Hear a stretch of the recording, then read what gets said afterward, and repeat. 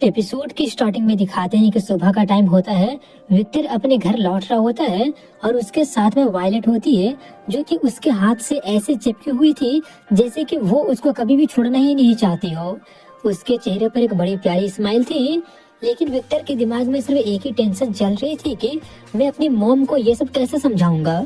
चलते चलते वो बगल के बिल्डिंग के गिलास के विंडो में अपने आप को देख लेता है तो थोड़ा सा चौंक जाता है, क्योंकि वैम्पायर बनने से पहले वो 175 सेंटीमीटर लंबा, दुबला पतला और थोड़ा सा बीमार दिखने वाला लड़का था। लेकिन अब तो सब कुछ बदल चुका था। अब उसकी हाइट बढ़कर 180 सेंटीमीटर हो गया होता है।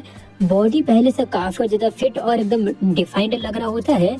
उसका स्किन पहले से और ज्यादा सफेद हो गया होता है और उसका ब्लैक हेयर और ब्लू आईज अब पहले से काफी ज्यादा शार्प और अट्रैक्टिव लग रहा होता है। कुल मिलाकर वो वही पुराना वाला विक्टर तो था, बस अब उसमें एक अलग ही सुपर नेचुरल चार्म आ गया होता है। वो black loose shirt, black pant और व्हाइट स्नीकर पहने हुए था और वहीं पर वायलेट वो ब्लैक लेदर ड्रेस पहनी हुई थी। स्लीवलेस ड्रेस उसके बॉडी से परफेक्टली फिट थी और उसके थाई तक आ रही थी। वो काफी ज्यादा खूबसूरत लग रही थी, जिसको कि विक्टर कुछ सेकंड के लिए लिटरली घूरते रह गया था। और जब वायलेट उसकी नजर अपने आप पर देखती है तो उसके ओठों पर एक सिडक्टिव स्माइल आ जाती है, जैसे कि सब कुछ उसके प्लान के अकॉर्डिंग हो रहा हो।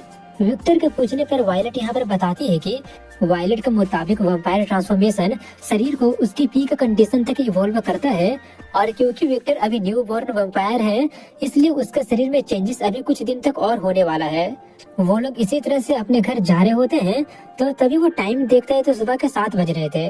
नॉर्मली ये वैम्पायर के जागने का टाइम नहीं होता है, लेकिन विक्टर और वायलेट दोनों अलग थे। उन्हीं की बहुत ज्यादा पेल व्हाइटिश स्किन लोगों का अटेंशन खींच रही थी, इसलिए लोग उन्हें किसी कोल्ड कंट्री यानी कि नॉर्थ पोल जैसे कंट्री से आया हुआ टूरिस्ट समझ ले रहे थे। आखिर कौन ही बिलीव करेगा कि 2 वैम्पायर दिन दहाड़े सड़क पर घूम रहे हैं। वहीं पर वायलेट को दिखाते हैं, जो कि जहाँ जहाँ उसके नजर पड़ रही थी वो वहीं पर रुक जाती। उसकी आंखों में बच्चे जैसे क्यूरियोसिटी थी। कई सालों तक घर में बंद रहने के बाद में अब बाहर की हर चीज उसे एक्साइटिंग लग रही थी। अगर उसे कुछ भी चीज पसंद आ जाता तो उसको वो तुरंत खरीद लेती और पीछे चल रही कागुया को पकड़ा देती।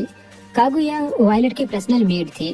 वो भी एक वैम्पायर है, लेकिन उसके पास में वायलेट जैसा फायर पावर नहीं थी, बल्कि उसका एबिलिटी शैडो होता है, जो कि शैडो में घुल सकती है और उसके अंदर ट्रेवल भी कर सकती है। यानी कि रात में वो प्रैक्टिकली किसी को भी साइलेंट कर सकती है। कागुया को दिखाते हैं, जो कि दोनों हाथों में बहुत सारे शॉपिंग बैग लेकर आ रही होती है और कहती है, उफ लेडी वायलेट, आप तो बहुत ज्यादा शॉपिंग कर रही है। इस बेचारी लड़की का हाथ अब जवाब दे रहे हैं, काश कोई हैंडसम आदमी मेरी मदद कर देता तो कितना अच्छा होता ना। ये सब बोलते बोलते वो चमकती आंखों से विक्टर की ओर देखती है। वहीं पर विक्टर उसको देखकर सीधे अपने मन ही मन कहता है, तुम और बेचारी सीरियसली मजाक मत करो। ये सोचकर वो सीधे मुंह फेर लेता है और उसको इग्नोर कर देता है। तभी वायलेट हंसते हुए कहती है, अच्छा लग रहा है ये देख कर कि तुम दोनों साथ में अच्छी तरह से घुल मिल रहे हो, लेकिन ज्यादा क्लोज मत होना, समझी। उसकी स्माइल सॉफ्ट थी, लेकिन वार्निंग साफ महसूस हो रही थी। कागुया तुरंत सिर झुकाकर कहती है कि आप ज्यादा चिंता मत कीजिए लेडी वायलेट, मैं अपने लिमिट्स जानती हूँ। वहीं पर कुछ ही देर के बाद में विक्टर वायलेट के बालों पर हाथ फेरते हुए कहता है, चलो अब ये सोचना है कि मम्मी को कैसे बेवकूफ बनाएंगे। बस इतना सुनना ही था कि वायलेट इंस्टेंटली क्यूट वाइफ वाली मोड में आ जाती है और कहती है कि तुम ज्यादा चिंता मत करो, मैं तुम्हारे साथ पूरी अच्छी तरह से नाटक करूंगी। वहीं पर विक्टर इसमें का फेस बनाकर कागुया को देखने लगता है, जबकि कागुया मुंह फेर कर उसे इग्नोर कर रही होती है। चलते चलते अचानक कई पुलिस कार तेज स्पीड में उनके पास से गुजरती है। वो लोग एक बड़े से ट्रक का पीछा कर रही थी। उसी पल विक्टर को एक फेमिलियर स्मेल महसूस होता है, इसीलिए वो तुरंत अपना ब्लैक कलर का सन ग्लासेस को निकाल कर पहन लेता है, ताकि जब वो अपने रेड विजन को एक्टिवेट करे तो किसी को भी उसकी आंखें लाल चमकते हुए दिखाई ना दे। वो जल्दी से अपने रेड विजन को एक्टिवेट करता है और एक ही पल में उसके लिए पूरी की पूरी दुनिया लाल हो जाती है। वो दूर भागते हुए ट्रक की तरफ देखता है तो उसको पता चलता है कि अंदर में करीब 20 वैम्पायर उसको दिखाई देता है। उसके मुंह से 20 वैम्पायर सुनकर वायलेट थोड़ी सी शॉक्ड हो जाती है और पूछती है कि तुम उतना दूर देख सकते हो। विक्टर हाँ में जवाब देते हुए कहता है, हाँ लगता है कि वो लोग लूसी के लोग होंगे। वायलेट लूसी के मामलों में ज्यादा इंटरेस्ट नहीं दिखाते हुए कहती है कि अगर इंक्विजिशन उसको नहीं मारता है तो नोबल वैम्पायर जरूर उसको मार देंगे। अब ये सुनकर विक्टर थोड़ा सा चौंक जाता है और इसका कारण पूछता है कि नोबल वैम्पायर उसको क्यों मार देंगे। तो वायलेट यहाँ पर बताती है कि लूसी ने वैम्पायर वर्ल्ड का एक बहुत ही बड़ा रूल को तोड़ दिया है, और वो रूल ये है कि कोई भी वैम्पायर ह्यूमन के सामने वैम्पायर होने वाले एग्जिस्टेंस को रिवील नहीं कर सकता है, और अगर ऐसा कोई करता है तो पूरा वैम्पायर सोसाइटी उसका पीछे पड़ जाएगा उसका काम तमाम करने के लिए। लेकिन इस रूल को तब थोड़ा जा सकता है जब कोई वैम्पायर किसी इंसान को वैम्पायर में बदलने के बारे में सोचकर उसको वैम्पायर होने का सच बता सकता है। वहीं पर वायलेट को दिखाते हैं जो कि आगे बढ़ते बढ़ते अचानक उसको एक टॉय स्टोर के सामने वो रुक जाती है और उसकी नजर एक बड़े से जाइंट टेडी बियर पर टिक जाती है। विक्टर उसको आंखों को फॉलो करके देखता है तो वो भी उस टेडी बियर को देख कर जब उसका प्राइस चेक करता है तो $25,000 देख कर तो वो एकदम शॉक्ड ही रह जाता है। मगर वहीं पर वायलेट खुशी खुशी उससे खरीद चुकी होती है और उसको अपने सीने से लगाकर काफी ज्यादा मुस्कुरा रही होती है। जो सब देखकर विक्टर के मुंह से बस एक ही बात निकलती है, अरे यार ये लड़की कितनी अडोरेबल है। वहीं पर वायलेट फिर से उस टेडी बियर को कागुया को दे देती है और फिर से वो लोग आगे बढ़ने लगते हैं। अब आखिरकार वो लोग विक्टर के घर पहुंच जाते हैं, जहाँ पर विक्टर दरवाजा खोलता हुआ कहता है कि मम्मी मैं घर आ गया। अंदर से उसकी मम्मी की आवाज आती है जो कि पूछ रही होती है, विक्टर तुम फोन क्यों नहीं उठा रहे थे, मैं तो काफी ज्यादा टेंशन। लेकिन जैसे ही ये बोलते बोलते वो सामने खड़े विक्टर को देखती है उसकी आवाज रुक जाती है, वो एकदम काफी ज्यादा शॉक्ड हो जाती है। वो धीरे धीरे उसके पास आकर उसको ध्यान से देखने लगती है और हैरानी में कहते हैं, विक्टर ये तुम। उसकी मम्मी का नाम एना वॉकर होता है जो कि लगभग 40 साल की होती है, लंबे ब्लैक हेयर होता है, ब्लू आईज होता है और वो अभी भी काफी ज्यादा अट्रैक्टिव फिगर होती है। वो एक लॉयर थी और पहले करप्ट पॉलिटिशियन के केस लड़कर काफी ज्यादा पैसा कमाती थी। वो विक्टर को घूरते हुए बोलती है कि काफी अजीब लग रहा है, तुम मेरे बेटे जैसे लग तो रहे हो लेकिन फिर भी बहुत ही ज्यादा बदल गए हो। विक्टर उनको समझाने की कोशिश करता है कि मैं तुम्हारा ही बेटा हूँ, लेकिन उसकी मम्मी तो कुछ समझने के लिए तैयार ही नहीं होती है। इसलिए विक्टर एक गहरी सांस लेकर बचपन की वो सभी बातें बताना शुरू करता है जो कि सिर्फ असली विक्टर ही जानता था। और जब विक्टर उसको वो वाला इंसिडेंट बताया जहाँ पर उसकी मम्मी उसको मजाक मजाक में रेड लाइट एरिया में छोड़कर आई थी ताकि वो कोई गर्लफ्रेंड बना सके, तो वायलेट की आंखें तो एकदम डेंजरस तरीके से चमक उठी थी, मगर अगले ही पल वो एकदम शांत हो जाती है। वहीं पर एना एक नकली खांसी के साथ कहती है, हाँ तुम मेरे ही बेटे हो, लेकिन ये बात इतनी जोर से मत बोलो, काफी ज्यादा एम्बैरेसिंग है। वहीं पर ये सुनकर विक्टर थोड़ा सा हंसने लगता है और सोचता है कि हालांकि मेरी मम्मी काफी ज्यादा वियर्ड है लेकिन मैं इनसे बहुत ज्यादा प्यार करता हूँ। वहीं पर उसकी मम्मी अचानक वायलेट और कागुया को उसके सामने खड़े देखकर एकदम काफी ज्यादा चौंक जाती है और अगले ही पल उसका वो इमेजिनेशन तो एकदम वाइल्ड होने लगा होता है और थोड़ा सा हैरानी और सरप्राइज में कहते हैं, ओह शिट, तुम आखिरकार अपनी वर्जिनिटी लूज कर ही दिए हो और उसके बाद तुम इतना ज्यादा हैंडसम भी हो गए हो। ये बोलकर वो तुरंत चिल्लाते हुए जाती है, लियोन जल्दी नीचे आओ। उसके फादर कहते हैं, क्या हुआ, मैं मूवी देख रहा हूँ, मुझे ज्यादा डिस्टर्ब मत करो। उसकी मम्मी कहती है कि तुम्हारा बेटा 2 खूबसूरत लड़कियों का घर लेकर आया है। अब ये सुनकर तो उसका फादर भी काफी ज्यादा शॉक्ड हो जाता है और कहता, क्या, मैं अभी आ रहा हूँ। ये बोलकर वो कुछ ही सेकंड में जल्दी से नीचे आ जाता है। वो जल्दी से नीचे आकर पहले तो वो विक्टर को देखता है, फिर वायलेट और कागुया को देखकर गर्व से सिर हिलाते हुए कहता है, शाबाश बेटे, आखिरकार हमारे खानदान का खून बोल ही पड़ा, एक फॉरेन ब्यूटी और ओरिएंटल मेड। मुझे डर था कि तुम जिंदगी भर वर्जिन ही रहोगे, लेकिन अब मुझे ज्यादा चिंता करने की जरूरत नहीं है। वहीं पर ये सब सुनकर विक्टर तो एकदम अंदर ही अंदर सर में सब पानी पानी हो रहा होता है और गहरी सांस लेते हुए कहता है कि डैड गलत मत समझिए, देखिए डैड, ये वायलेट है मेरी वाइफ और ये कागुया है उसकी पर्सनल मेड। अब ये सुनकर तो पूरा का पूरा घर में एक सेकंड के लिए एकदम शांति ही छा जाती है। अब इसके कुछ देर के बाद में विक्टर अपने आप को लिविंग रूम में बैठा पाता है। सामने वही उसका पुराना थोड़ा सा सस्ता लेकिन बड़ा सोफा पड़ा था और उसके बगल में वायलेट आराम से बैठी हुई थी, पीछे कागुया खड़ी होती है। अभी भी वो हाथ में बड़ा सा टेडी बियर पकड़ी हुई थी जो कि वायलेट खरीदी थी और बाकी के शॉपिंग बैग्स वो सोफा के पीछे रखी थी। और विक्टर इस वक्त अपने फैमिली के बारे में सोच रहा था कि सच कहे तो उसे लग रहा था कि उसने सही फैसला किया है। उसका फैमिली थोड़ा सा वियर्ड जरूर था लेकिन वो अपने मॉम डैड से बहुत ही प्यार करता था। अगर पॉसिबल हो तो वो उनसे कुछ छुपाना नहीं चाहता। हाँ, वैम्पायर वर्ल्ड कोई ऐसी चीज नहीं थी जिसे नॉर्मल इंसान आसानी से हैंडल कर सकते हैं, इसलिए फिलहाल वो दोनों डिसाइड किए हैं कि वो लोग वैम्पायर वाली बात को सीक्रेट रखेंगे। लेकिन ये बस टेम्परेरी था क्योंकि विक्टर जानता था कि ऐसे सीक्रेट फ्यूचर में बहुत बड़ी प्रॉब्लम क्रिएट कर सकते हैं। हीरो कॉमिक पढ़ पढ़कर उसको एक चीज तो समझ में आ गया था कि जब भी हीरो अपने लव्ड वन से सब कुछ छिपाता था, एंड में कोई इम्पोर्टेंटली इंसान मारा ही जाता था और वो अपने पेरेंट्स के साथ ऐसा कोई भी रिस्क नहीं लेना चाहता था। वो अपने मन ही मन फैसला कर लिया था कि जब वो वैम्पायर वर्ल्ड को अच्छी तरह से समझ जाएगा तब वो अपने पेरेंट्स को सब कुछ बता देगा, और सिर्फ बताएगा ही नहीं, वो उनको भी इमोर्टेलिटी का गिफ्ट देगा। आखिरकार कौन ही हमेशा जीना नहीं चाहेगा, और सच कहे तो वो खुद ही भी अपने मोम डैड को खोना नहीं चाहता है। वो अपनी मोम के बिना जिंदगी इमेजिन भी नहीं कर सकता है। उसकी नॉन स्टॉप बकबक, उसकी वियर्ड बातें, उसकी एनर्जी, सब कुछ। और अपने डैड के साथ मूवीज देखना भी उसे बहुत ही पसंद था। लेकिन अभी ये सब सोचने का टाइम नहीं था, बल्कि अभी तो वो थोड़ा सा मुसीबत में पड़ गया था। वहीं पर उसकी मॉम ऐना सामने बैठी बोलती है, तो तुम कहना चाहते हो कि तुम दोनों कई सालों से ऑनलाइन कांटेक्ट में थे और जब मिले तो सीधे रिलेशनशिप शुरू कर दिया। इसके जवाब में वायलेट तुरंत मुस्कुराते हुए कहती है, नहीं मम्मी जी, ऐसी बात नहीं है, बल्कि हम तो सीधे हस्बैंड वाइफ बन गए हैं। अब ये सुनकर फिर से कुछ सेकंड के लिए पूरा कमरा शांत हो जाता है, और फिर उसके डैड गहरी सांस लेते हुए गहरी आवाज में पूछते हैं, तो मतलब तुम कहना चाहते हो कि गर्लफ्रेंड बॉयफ्रेंड स्टेज स्किप करके डायरेक्ट शादी? उनके बातों के टोन से विक्टर तुरंत समझ गया था कि उसके डैड क्या सोच रहे हैं। वहीं पर उसके फादर बोल रहे होते हैं, बेटा तुम अभी जवान हो, दुनिया में तो कई सारी लड़कियां बाकी है, तो इतनी जल्दी तुम मतलब इतनी जल्दी शादी कैसे? मगर वहीं पर उसके डैड अंदर ही अंदर काफी ज्यादा खुश हो रहे होते हैं। उसकी स्माइल गायब ही नहीं हो रही होती है। दूसरी तरफ में विक्टर थोड़ा सा स्माइल करते हुए कहता है कि हाँ देखिए, हम लगभग 3 साल से ऑनलाइन बातें कर रहे थे, और जब पहली बार मिले तो ऐसा लगा जैसे कि हमें पहली नजर वाला प्यार हो गया। ये वही स्टोरी होती है जो कि वो दोनों एक घर आने से पहले तैयार कर लिए थे।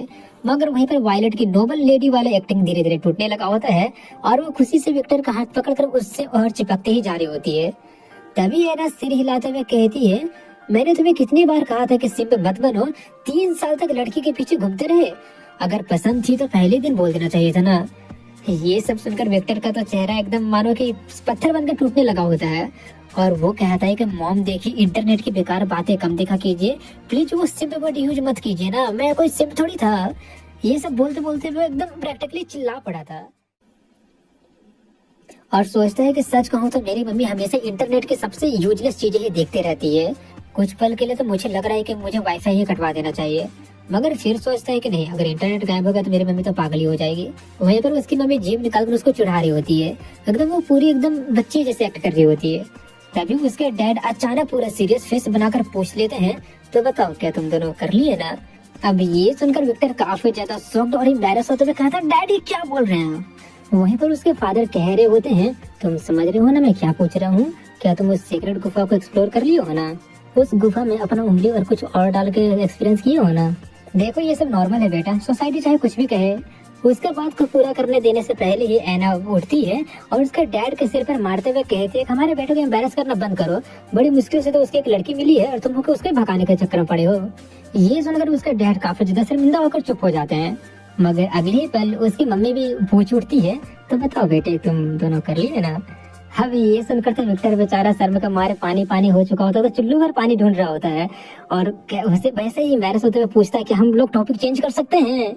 उसके पेरेंट एक दूसरे को देखते हैं और फिर कंधे उचकाते हुए कहते हैं, ठीक है चलो टॉपिक चेंज कर ही देते हैं।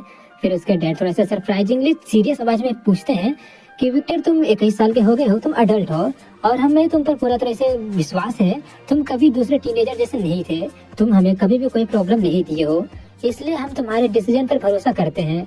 उनकी सभी बातें सुनकर विक्टर कुछ सेकंड के लिए एकदम चुप रह गया था और सोचता है कि ये दोनों तो सच में मेरी कितना ज्यादा चिंता करते हैं। लेकिन तभी वो दोनों फिर से एक साथ पूछ लेते हैं, तो बताओ तुम दोनों कर लिए ना? अब ये सुनकर तो विक्टर बेचारा चिल्लाने ही लगता है, मगर वहीं पर वायलेट उनके मुंह से चूसने वाला बात को सुनकर इनोसेंट से स्माइल के साथ में जवाब देते हुए कहती है, हाँ हमने कर लिया है। अब ये सुनकर तो विक्टर और चिल्लाते हुए कहता, वायलेट तुम भी? मगर वहीं पर विक्टर तुरंत समझ जाते हैं कि कुछ गलत समझ ली है, ये खून चूसने वाला बात को कुछ और ही समझ रही है। मगर वहीं पर वायलेट के मुंह से हाँ जवाब सुनकर उसके पेरेंट एकदम ब्लैंक फेस से उनको देखते ही रह जाते हैं। फिर अचानक उनके चेहरे पर मानो कि दुनिया का सबसे बड़ी स्माइल आ जाती है और वो दोनों एकदम चिल्लाते हुए कहने लगते हैं कि ये इसने कर दिया, ये कर लिया, चलो जल्दी से पटाखे खरीदने चलते हैं, इसको सेलिब्रेट करेंगे। उसके फादर भी एक्साइटमेंट में उछलते हुए कहते हैं कि आज तो सेलिब्रेशन होगा, काश आज शनिवार होता तो आज हम लोग बारबेक्यू करते हैं। और कुछ ही मिनट में वो दोनों रेडी होकर गाड़ी की चाबियां निकाल कर लेकर बाहर निकल जाते हैं और जाते जाते उसकी मम्मी उसको आंख मारते हुए कहती है कि हम लोग जल्दी लौटेंगे और हाँ वो सब मत करना जो तुम्हें नहीं करना चाहिए। हिंट इतना ऑब्वियस था कि विक्टर के दिमाग से एकदम बंद हो जाता है और उसके मन में ब्लर इमेजेस आने लगता है। तभी उसके पेरेंट्स चले जाते हैं। जैसे ही जाते हैं पूरा का पूरा घर शांत हो जाता है और कुछ सेकंड के बाद में विक्टर जोर जोर से हंसने लगता है और हंसते हुए कहता है कि मेरा फैमिली तो सच में काफी ज्यादा अजीब है, लेकिन मैं इनसे प्यार बहुत ज्यादा करता हूँ। पीछे में कागुया बोल पड़ती है कि लॉर्ड विक्टर का फैमिली तो सच में काफी ज्यादा इंटरेस्टिंग है। तभी वायलेट धीरे से कहती है कि मुझे थोड़ी सी जेलसी हो रही है। विक्टर उसकी तरफ देखते हुए कहता है कि मेरे मॉम डैड कभी ऐसे नहीं थे, वो इतने साल साथ रहे हैं कि अब एक दूसरे का चेहरा भी टॉलरेट नहीं कर पाते। उसके चेहरे पर हल्के से सैडनेस थे ये बोलते वक्त। ये बोलते बोलते विक्टर प्यार से उसके सिर पर हाथ फेरते हुए कहता है कि हम ऐसे नहीं बनेंगे ना। वायलेट उसके दूसरे हाथ को एकदम कसकर पकड़ लेती है, एकदम उसका बॉडी तो मानो कि कांप रहा हो। जो देखकर विक्टर कुछ पल के लिए चुप रह जाता है और फिर कहता है कि सच बोले तो मुझे फ्यूचर का नहीं पता, लेकिन रिलेशनशिप टू वे स्ट्रीट होता है, अगर दोनों लोग कोशिश करेंगे तो चीजें वर्क कर ही जाती है। वायलेट कुछ देर तक उसको देखते रहती है, फिर धीरे से कहती है कि विक्टर तुम्हें वैम्पायर बनाने का बात को लेकर मैं कभी भी रिग्रेट नहीं करूंगी, लेकिन एक चीज का अफसोस मुझे हमेशा रहेगा। विक्टर थोड़ा सा कंफ्यूज होते हुए पूछता है क्या। वहीं पर वायलेट की आंखों में एकदम काफी ज्यादा खतरनाक नफरत भर जाते हैं और वो गुस्से में कहती है कि मुझे कभी भी उन दोनों कमीनियों को रिचुअल के पास आने ही नहीं देना चाहिए था। ये सुनकर विक्टर तुरंत अलर्ट हो जाता है और सोचने लगता है दो और लड़कियां, तो क्या ये वही आवाज तो नहीं थी ना जो कि रिचुअल के दौरान मैं सुना था। ये सोचते हुए वो कागुया की तरफ देखता है, लेकिन कागुया ऐसे दिखावा करता है जैसे कि उसको कुछ पता ही नहीं है। इसलिए विक्टर फिर से वायलेट की तरफ देखने लगता है। उसका चेहरा तो एकदम साफ किलिंग इंटेंट से भरा था। सिचुएशन विक्टर को बिल्कुल भी समझ में नहीं आ रहा होता है, लेकिन उसको अपनी मम्मी का एक एडवाइस याद आ गया था कि अगर कोई लड़की कभी इनसिक्योर फील करे तो उसे कॉन्फिडेंस देना चाहिए। ये सोचकर विक्टर धीरे धीरे उसका करीब जाता है और कहता है कि ज्यादा चिंता मत करो। ये बोलकर वो अचानक उसको किस कर लेता है, जिससे वायलेट एक पल के लिए एकदम शॉक्ड रह जाती है, मगर फिर वो भी उसको किस करने लगती है। दोनों ही एकदम इनएक्सपीरियंस थे, इसलिए उनका दांत आपस में टकरा जा रहा था, नाक भी आपस में टकरा ही जा रही थी। दोनों कुछ सेकंड तक एक दूसरे को ऐसे ही देखते रहते हैं, फिर खिलखिलाकर हंसने लगते हैं। और विक्टर कहता है कि उन चीजों का टेंशन मतलब जो कि कंट्रोल में है ही नहीं, क्या तुम स्टोइसिज्म सीखना चाहोगे। वो कंफ्यूज होते पूछते स्टोइसिज्म वो क्या है। वो बताता है कि ये एक ग्रीक फिलोसफी है जो कि काफी यूजफुल चीजें सिखाती है।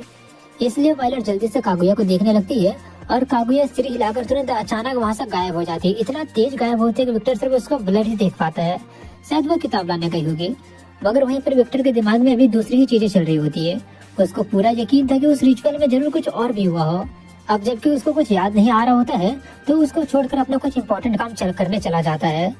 अब इसी के साथ में कुछ देर बाद का सीन दिखाया जाता है जहाँ पर विक्टर अपने कॉलेज गया होता है। वो कॉलेज आने से पहले अपना मैकडोनल्ड वाला जॉब को छोड़ देता है और अब वो पैसा कमाने का इजी वे ढूंढ रहा होता है। उसके हिसाब से पॉलिटिशियन ही खुद सबसे बड़े चोर होते हैं, तो चोरों को लूटना कुछ गलत काम तो नहीं होगा ना। उसको बस कुछ चीजें चाहिए थी, जैसे कि fake ID, fake bank account, black mask और एक cringe anime style black outfit. वो बेसिकली खुद का अपना विजिलेंट पर्सोना बनाना चाहता था।